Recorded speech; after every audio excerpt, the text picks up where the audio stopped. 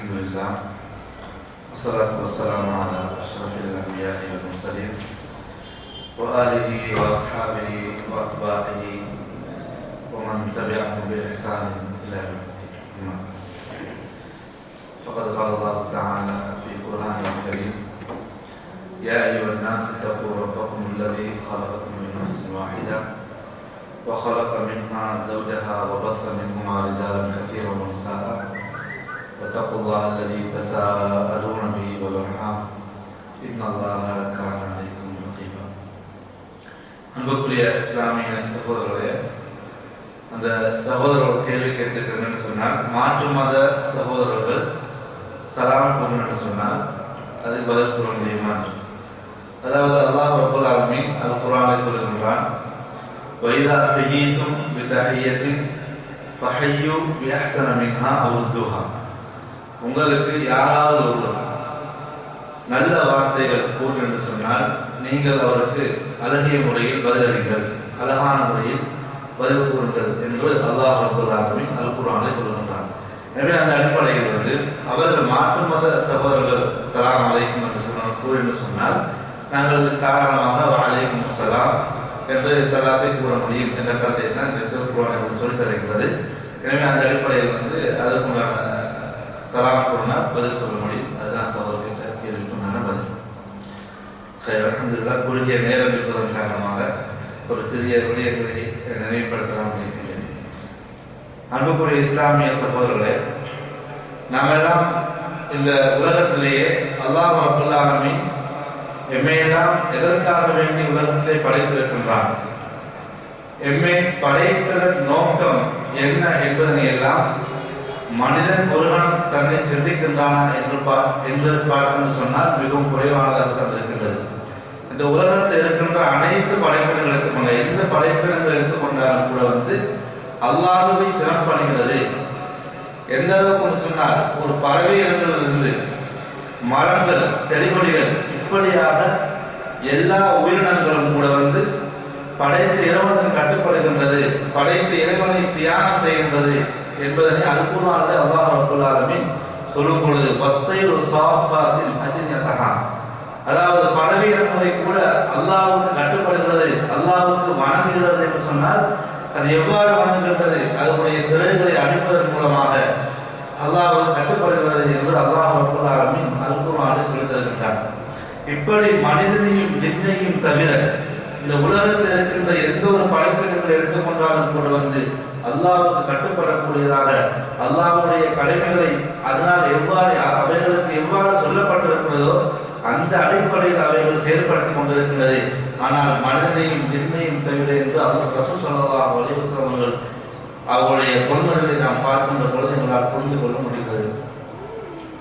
அன்புக்குரிய இஸ்லாமிய சகோதரர்களே, நான் ஆரம்பத்தில் கூறியது போன்று மனிதனை அல்லாஹ் ஏன் படைத்திருக்கின்றார் நாம் அல் குர்ஆனை பார்க்கின்ற பொழுது வமா ஹலக்துல் ஜின்ன வல் இன்ஸ இல்லா லியஅபுதூன், மனிதனையும் ஜின்னையும் படைத்த நோக்கம் என்னவென்று சொன்னால் என்னை வணங்க வேண்டும், எனக்கு மாத்திரம் கட்டுப்பட வேண்டும், என்னை அல்லாத எந்த ஒருவனுக்கும் அவன் தலை சாய்ப்பான் என்று சொன்னால், அவனுக்கு தலை வணங்குவான் என்று சொன்னால் அதை அல்லாஹ் ரப்பல் ஆலமீன் மிக வன்மையான ஒரு கண்டிக்கக்கூடிய ஒரு செயல்பாடாக தான் இருக்கின்றது. எனவே இப்படியாக இருக்கும் பொழுது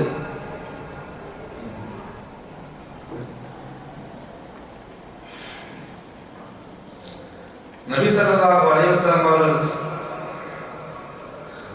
அதாவது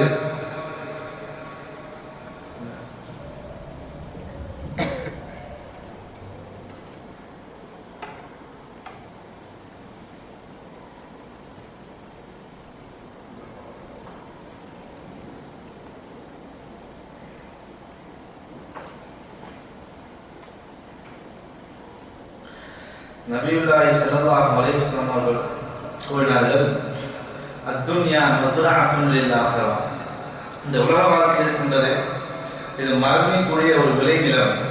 இந்த உலகத்திலே ஒரு மனிதன் வாழுகின்ற பொழுது அவனுடைய நோக்கம் எதுவாக இருக்கும் என்று சொன்னால், தனக்கு ஒரு இலக்கு இருக்கின்றது, தான் அந்த இலக்கை அடைய வேண்டும். உதாரணமாக சொல்லுவதாக சொன்னால், இந்த உலகத்திலே ஒரு மனிதன் வாழ்ந்து கொண்டிருக்கின்றான் சொன்னால் அவனுடைய எதிர்காலத்தை நோக்கமாக வைத்திருப்பான். ஒரு துறையில் சென்று கொண்டிருக்கக்கூடிய ஒரு மனிதன் அவர் என்ன செய்வாங்க, நோக்கம் எதுவாக இருக்கும் சொன்னால், நான் ஒரு வைத்தியராக ஆக வேண்டும், அல்லது நான் ஏதோ ஒரு கணினி துறையில் அல்லது கம்ப்யூட்டர் துறையில் ஒரு இன்ஜினியராக மாற வேண்டும், அல்லது ஏதோ ஒரு முன்னேற்றம் அடைய வேண்டும் என்ற ஒரு இலக்கு உலகத்திலே வாழுகின்ற பொழுது ஒவ்வொரு மனிதனுக்கும் இருக்கும். இவ்வாறு இருக்கின்ற பொழுது ஒரு முஸ்லிமாக ஒரு மனிதன் உலகத்திலே வாழுகின்ற பொழுது அவனுக்கு என்ன இலக்கு இருக்க வேண்டும் என்று சொன்னால், அவனுடைய நோக்கம் எதுவாக இருக்கும் என்று சொன்னால், தனக்கு ஒரு இலக்கு மறுமை ஒன்று இருக்கின்றது, அதற்கு முன்பதாக கபர் வாழ்க்கை இருக்கின்றது, எல்லாத்தோடு மேலாக நிரந்தரமாக இருக்கக்கூடிய அந்த சுவர்க்கத்தை அடைந்து கொள்ள வேண்டும், நரகத்தை விட்டு தூரமாகிக் கொள்ள வேண்டும் என்ற அந்த உயரிய நோக்கம் இலக்கு ஒவ்வொரு முஸ்லிமுடைய உள்ளத்திலே ஆழமான முறையில் பதிந்ததாக இருக்க வேண்டும். ஏன்னு சொன்னால் பார்க்கின்றோம், எங்கள் இருக்கின்ற அதாவது பேசக்கூடிய நானும் தான் கேட்கக்கூடிய நீங்களாக இருந்தாலும் அந்த இலக்கை நாங்கள் பல நேரங்களில் பலதரப்பட்ட அமைப்புகளால் மறந்து விடுகின்றோம். எதிர்த்த இலக்கு அந்த சொர்க்கத்தை அடைந்து விட வேண்டும். அந்த இலக்கை நாம் மறந்தவர்களாக உலகத்தில் செயல்படுகின்ற பொழுதுதான் எங்களால் நாம் அறிந்தும் அறியாமலும் பேச்சு ரீதியாகவும் செயற்பாடு ரீதியாகவும் எங்களில் பல தப்புகளும் பல தவறுகளும் விடப்பட்டுக் கொண்டிருப்பதை நாம் எங்களுடைய வாழ்க்கையை நாம் சற்று சீர்தூக்கி பார்க்கின்ற பொழுது எங்களால் புரிந்து கொள்ள முடிகிறது. எனவே தான் ஸல்லல்லாஹு அலைஹி வஸல்லம் சொன்னார்கள், அத்துன்யா மஸ்ரஅத்துன் லில் ஆஹிரா, இந்த உலக வாழ்க்கை நாளை மறுமைக்குரிய உரையிடமாக இருக்கப்பட வேண்டும். இந்த உலகத்திலே செய்கின்ற எந்த ஒரு மனிதன் செய்கின்ற அனைத்து செயற்பாடுகளுக்கும் நாளை மறுமையிலே அதற்குரிய கூடிய முழுமையாக பெற்றுக்கொள்ளக்கூடியதாக இருக்கப்பட வேண்டும் என்பதுதான் இஸ்லாம் எங்களுக்கு எதிர்பார்க்கின்றது. எங்களுக்கு இருக்கின்ற சகோதரர்கள் அனைவர்களும், அதாவது பெரும்பாலானவர்கள் அதிகமான அமல்களையும் அதிகமான இபாதத்துகளை செய்து கொண்டிருக்கின்றார்கள். ஆனால் அந்த செயல் அந்த இபாதத்துக்கு முன்னால் நான் இதை அல்லாஹ்வுக்காகத்தான் செய்ய வேண்டும், நான் அல்லாஹ்வுக்காக செய்கின்றேனா இல்லையா, அல்லது மக்களுக்காக செய்கின்றேனா, மக்கள் என்னை மதிக்க வேண்டும், மக்கள் தன்னை ஒரு வணக்கவாளியாக அல்லது நான் சிறந்த மனிதர் நல்லவனாக இருக்கணும் என்று மக்களுக்கு நான் காண்பித்துக் கொள்ள வேண்டும் என்று அந்த உணர்வு இருக்கின்றதா? அப்படி இருக்குமாக என்று சொன்னால் அல்லாஹ்வுடைய திருப்பொருத்தம் இல்லாமல் அந்த இஹ்லாஸ் இல்லாமல் இப்படியான எண்ணங்கள் எந்த ஒரு மனிதனுக்குள்ளாக உள்ளங்கள் இருக்குமாக என்று சொன்னால் நிச்சயமாக நான் மறுமையிலே அவனால் இடம்பெறக்கூடிய எந்த ஒரு அமலாக இருந்தாலும் அது காற்றிலே கொட்டப்பட்ட காற்றிலே வீசப்பட்ட புழுதியை போன்று அடிபட்டு சென்றுவிடும் என்பதைத்தான் இஸ்லாம் எங்களுக்கு எதிர்பார்க்கின்றது. எனவே தான் எந்த ஒரு அமலை செய்கின்ற பொழுதும் நாம் அதற்கு முன்பதாக அதை செய்யக்கூடிய முறைகளையும் அதன் மூலமாக நான் மறுமையிலே அல்லாஹ்விடத்திலே அல்லாஹ்வுடைய சன்னிதானத்தில் அல்லாஹ்வுடைய முன்னிலையில் நாம் அதற்குடைய தலை நிமிடங்களாக நிற்க முடியுமா என்பதை நாம் இருக்க வேண்டும். எனவே தான் ஸல்லல்லாஹு அலைஹி வஸல்லம் அவர்கள் எந்த அளவுக்கு தொழுவார்கள் என்று சொன்னால், ஒரு முறை நபிகள் நாயகம் ஸல்லல்லாஹு அலைஹி தொழுது கொண்டிருக்கின்றார்கள். ஆயிஷா நாயகி சொல்லுகிறார், யா ரசூலல்லாஹ், நீங்கள் தான் முன்பின் பாவங்கள் மன்னிக்கப்பட்டிருக்கிறீர்களே, நீங்கள் ஏன் இவ்வாறு தொழுகிறீர்கள் என்று நபிகள் ஸல்லல்லாஹு அலைஹி வஸல்லம் கேட்கவில்லை, தொடர்ந்து சொல்லியிருக்கின்றார்கள். பிலால் ரலியல்லாஹு தஆலா சொல்லுகிறார்கள், யா ரசூலல்லாஹ், போதும் நிறுத்தி விடுங்கள், தொடர்ந்தும் தொழுகை ஈடுபட்டுக் கொண்டிருக்கிறார்கள். தொழுகை முடிந்த பின்னால் நபி ஸல்லல்லாஹு அலைஹி வஸல்லம் அவர்கள் அவர்களை சொல்லுகின்றார்கள், அஃபலா அகூன அப்தன் ஷகூரா, நான் ஒரு அல்லாஹ்வுக்கு நன்றி உள்ள மனிதனாக மாறக்கூடாதா, நன்றி உள்ள அடியானாக இருக்கக்கூடாதா என்று நபியுல்லாஹி ஸல்லல்லாஹு அலைஹி வஸல்லம் அவர்கள் சொல்லி தந்தார்கள் சொன்னால் அவர்கள் யார் என்பதை நாம் எல்லோரும் கொண்டு வைத்திருக்கின்றோம். சுவர்க்கத்தினுடைய கதவை முதலாக தட்டி உள்ளே நுழையக்கூடிய ஒரு உத்தம மனிதர் முஹம்மது ஸல்லல்லாஹு அலைஹி வஸல்லம் அவர்கள். இப்படியான வணக்க வழிபாடுகளை செய்யக்கூடியதாக இருந்தது சொன்னால் நாம் எந்த அளவுக்கு செய்யப்பட வேண்டும்? ஆக குறைந்தது ஃபர்துடைய தொழுகை 5 நேர ஃபர்து தொழுகையாக நாங்கள் உரிய முறையில் நிறைவேற்றுகின்றோமா, அல்லது அதை நிறைவேற்றுகின்ற பொழுது எங்களுடைய சிந்தனைகள் செயற்பாடுகள் எண்ணங்கள் எல்லாம் எவ்வாறு இருக்கின்றது என்பதனை நாம் சிந்திப்போமே சொன்னால் நிச்சயமாக எங்களை பற்றி தெரிந்து கொள்ளக்கூடிய எங்களுக்கு இருக்கின்ற குற்றங்கள் குறைகளை தெரிந்து கொண்டு அவைகளை திருத்திக் கொள்ளக்கூடிய மிகப்பெரிய ஒரு தோதுவானதாக மிகப்பெரிய ஒரு காரணமாக அமையும். எனவே தான் உமர் ரலியல்லாஹு தஆலா அவர்கள் அடிக்கடி மக்களுக்கு சொல்லும் போது கூறுவார்கள், ஹாஸிபு அன்ஃபுஸகும், உங்களை நீங்கள் விசாரணை செய்து கொள்ளுங்கள், உங்களை நீங்கள் விசாரணை செய்து கொள்ளுங்கள். ஏன்னு சொன்னால் மறுமை நாளே எந்த ஒரு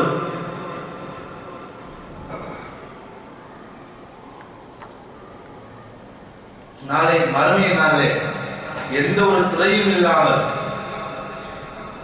எந்த ஒரு முத்தர்ஜுமானும் இல்லாமல் அல்லாஹ் ரப்புல் ஆலமீன் உங்களுக்கு விசாரணை செய்வான். விசாரிக்கப்படுவீர்கள். அந்த நேரத்தில் உங்களுக்கு அல்லாஹ் கேள்விகளை கேட்டுக் கொண்டிருப்பான். உன்னுடைய வாழ்நாளை எவ்வாறு கழித்தாய், நீ எவ்வாறு உன்னுடைய தேவைகள் உன்னுடைய தொழில்களை செய்து கொண்டாய், தொழுதாயா, தொழில்களை எவ்வாறு நிலைநாட்டினாய், இப்படியாக ஒவ்வொரு கேள்விகளையும் அல்லாஹ் கேட்டுக்கொண்டிருக்கின்ற பொழுது நபி ஸல்லல்லாஹு அலைஹி வஸல்லம் எவரிடத்தில் அல்லாஹ்வுடைய கேள்விகள் அதிகரித்துக் கொண்டிருக்கின்றதோ அவன் நாசமாக விட்டான், அவன் அல்லாஹ்வுடைய தண்டனைக்கு ஆளாக விட்டான் என்று சொன்னார்கள். அதாவது அந்த அளவுக்கு இருக்கும் என்று சொன்னால் நாம் எங்களை சிந்திக்க வேண்டும், எங்களுடைய குறைகள் இருக்கின்றது என்பதை நாம் சிந்திக்க கடமைப்பட்டிருக்கின்றோம், என்மேல் பலர் இருக்கின்றோம். அதாவது எந்த அளவுக்கு சொன்னால் எங்களை சிந்திக்காமல் எங்களுடைய குற்றங்களையும் குறைகளையும் நாம் பார்த்து சீர்தூக்கி திருத்திக் கொள்ளாமல் மற்றவர்களை பார்ப்பதிலும் மற்றவர்களை நாம் திருத்த வேண்டும், மற்றவர்களை நேராக செலுத்த வேண்டும் என்ற நோக்கமே இருக்கின்றதைய எங்களுடைய இலக்கை இழந்தவர்களாக, எங்களுடைய இலக்கு எது என்பதை நாம் மறந்தவர்களாக உலகத்தை வாழ்ந்து கொண்டிருக்கின்றோம். ஆகவே அன்புக்குரிய இஸ்லாமிய சகோதரர்களே, எந்த ஒரு மனிதனாக இருந்தாலும் சரி அல்லாஹ் ரப்பல் ஆலமீன் சொன்னான், வமா துகத்திமு லிஅன்ஃபுசிகும் மின் கைரின் தஜிதுஹு, வமா துகத்திமு லிஅன்ஃபுசிகும், நீங்கள் உலகத்தில் உயிர் வாழ்கின்ற பொழுது எவைகளெல்லாம் நீங்கள் செய்து வைத்து முற்படுத்தி வைத்தீர்களோ அவைகளை மாத்திரம் தான் கண்டுகொள்வீர்கள், இதுவெல்லாம் வேறு எந்த ஒன்றுமே கண்டுகொள்ள மாட்டீர்கள் என்று அல்லாஹ் ரப்பல் ஆலமீன் சொல்லித் தருகின்றான். ஆகவே அன்புக்குரிய இஸ்லாமிய சகோதரர்களே, எங்களால் நாளை முடிந்த அதாவது வெள்ளிக்கிழமை ஒரு இரவாக இருக்கிறது. இந்த வெள்ளிக்கிழமையுடைய சிறப்பை பற்றி நபி ஸல்லல்லாஹு அலைஹி வஸல்லம் அவர்கள் பல அடிப்படை சொல்லித் தந்திருக்கின்றார்கள். அதனுடைய சுன்னத்தான அமல்கள், சுன்னத்தான விடயங்கள் என்பதெல்லாம் சொல்லித் தந்திருக்கின்றார்கள். இந்த வெள்ளிக்கிழமை வருகின்ற பொழுது இந்த உலகத்தில் இருக்கின்ற அனைத்து உயிரினங்களும் நடுநடுக்கக்கூடியவர்களாக பயப்படக்கூடியவர்களாக இருக்கும். ஏனென்று சொன்னால் அந்த நாளிலே தான் உலகம் படைக்கப்பட்டது. நபி அதாவது ஆதம் அலைஹிஸ்ஸலாத்து வஸலாம் படைக்கப்பட்டார்கள். அதே நாளில் தான் உலகம் அழிக்கப்படும். எனவே அந்த உலகம் அழிக்கப்படக்கூடிய நாள் இதுவாக இருக்குமோ, இந்த வெள்ளிக்கிழமையாக இருக்குமோ என்று மண்மீது இருக்கின்ற அனைத்து உயிரினங்களும் நடுநடுங்கிக் கொண்டு பயப்பட்டுக் கொண்டிருக்கின்ற அதே நேரத்தில் சூறு ஊருக்கு பொறுப்பாக இருக்கின்ற மலக்கு அரிசை நோக்கி, அல்லாஹ்வுடைய அரிசை நோக்கி அவர்களுக்கு கொடுக்கப்பட்ட அந்த புல்லாங்குழலை துடைத்து அழகு பார்த்து அவருடைய கால்களை கூர்மையாக்கிக் கொண்டு கண்களை விழித்துக் கொண்டு அந்த அரிசை நோக்கி பார்த்து கொண்டிருப்பார்களாம். அல்லாஹ்வுடைய கட்டளை அது இந்த வெள்ளிக்கிழமையாக இருக்குமா என்று எதிர்பார்த்து கொண்டிருப்பார்களாம்.